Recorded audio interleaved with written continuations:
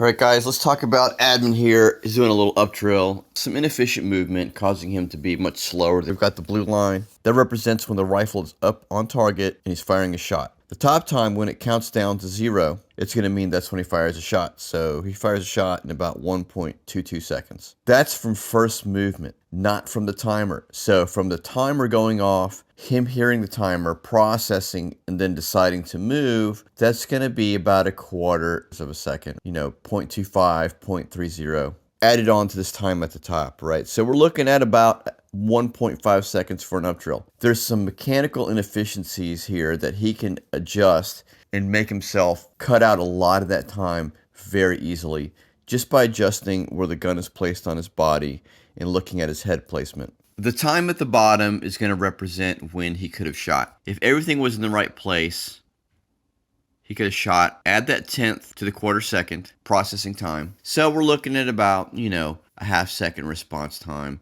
to get up and break a shot. If you're up close, trying to get an A zone, this is totally realistic. All right, I've placed some lines around his head. The red lines are basically where his head is.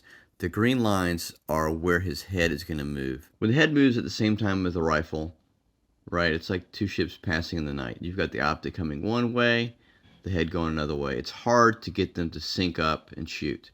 So ideally, you want to have the head placed here, and then the rifle, what it's going to do is just snap up to the eye line, and you can break the shot. You watch he overdrives and comes back down. Overdrives, what does that mean? Overdriving is when you have to come up and come back down to get back on target. It's a lot of extra movement.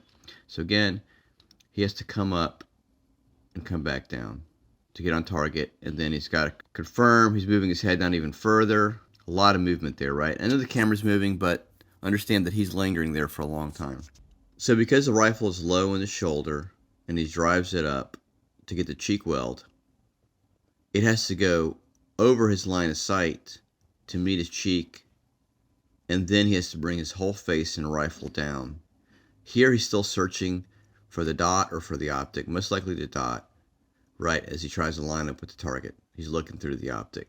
Well, to prevent the overdriving and having everything snap up to the eye is he needs to bring his head forwards to where that green line is. He needs to already pre-stage the head. The head does not move. He needs to bring the rifle stock up to that blue line, right? What that's going to do is bring the whole rifle up. At the hinge point, when it snaps up, it's already going to be in line with the eye.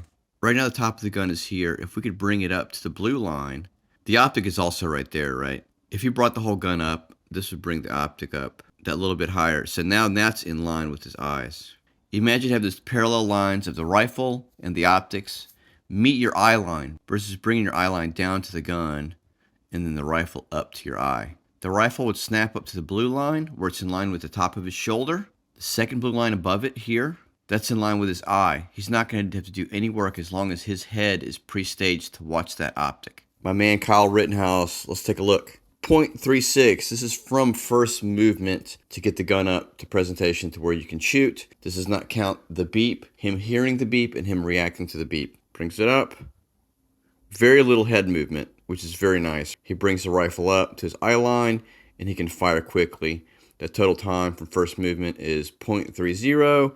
Add that reaction time at about 0.25 seconds. You're looking at a 0.75 total time. Pretty good right here. He's pretty quick. He gets the gun up, presents it, blows away some Antifa, right?